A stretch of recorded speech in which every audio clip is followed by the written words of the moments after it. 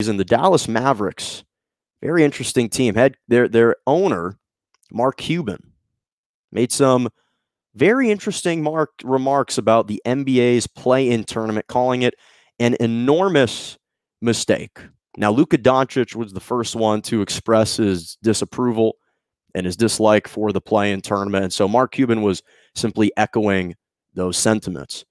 But the play-in tournament, which obviously features the 7th through the 10th teams, seeded teams in the Western and Eastern Conference. The way it works, the 7th and the 8th seed play against each other. The winner is the 7th seed. The 9th and the 10th seeded teams play against each other. The loser is eliminated. And then the loser from the 7-8 matchup plays the winner of the 9 and 10 matchup for the 8th and final playoff spot. Now, Cuban acknowledged that he understands why the NBA is doing this. But where he differs is he's saying if you want to implement a more creative approach to kind of dealing with COVID-19 and the restrictions that it places and the additional games, then just rank the teams 1 through 20. Just list the teams 1 through 20, best records all the way down, have the bottom 4 teams play. And the big worry is because of this compressed schedule. They're concerned that there's fewer rest days. Your star players are having to play more back-to-backs, more frequently, more minutes just to make it into the tournament. Because if you're not a top 6 seed, then you're going to have to settle for the play-in tournament and at least have to play 1, if not 2 additional games. But let me first say this. I genuinely like Mark Cuban. I think he's one of the brightest minds that we have. I think he's one of the shrewdest business operators that we have. And I love how pro player he is. He's a very outspoken owner on social justice issues, on player empowerment. He is all pro player. And he doesn't just pay lip service. He puts his money where his mouth is. He actually takes action. I respect the hell out of Mark Cuban. But Mark Cuban is being extremely hypocritical here. We know exactly why he's upset with this play-in tournament. And first of all, we know more importantly why he approved of it, because Mark Cuban is on the NBA Board of Governors. So they unanimously approved for this proposal to pass. He's happy that they passed this because it's more revenue, so it allows him to collect more revenue.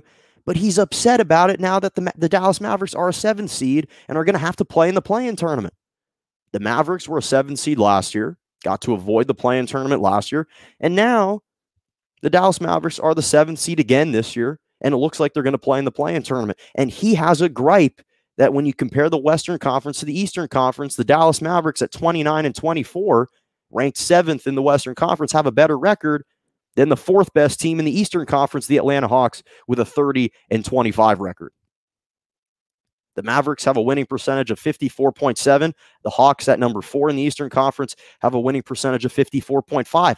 That's where the ultimate gripe lies. Don't try and cloud and make this a much more convoluted thing, Mark Cuban. You know exactly why you're upset. You're just disappointed that your team isn't ranked and seeded exactly where you thought they'd be at this point in the season. That's all that it is. And so this is like if you have kids and your kids approach the parents and they request a violent video game like Call of Duty. The parents know fully well Call of Duty is a gruesome game. It can lead to negative impacts and have potentially detrimental effect on a child's brain development as they get older. They know fully well what this game encompasses. And then they get upset at the kid when all of a sudden they see that several months after he starts playing the game, he becomes more ill-tempered and angry. Well, you enabled the kid to buy the game. He asked you, can I buy this game? And you said yes. So you can't all of a sudden turn around and be upset because of the ramifications when you knew fully well what those could potentially be. And ultimately, this is the same reason why the NFL expanded their season to 17 games.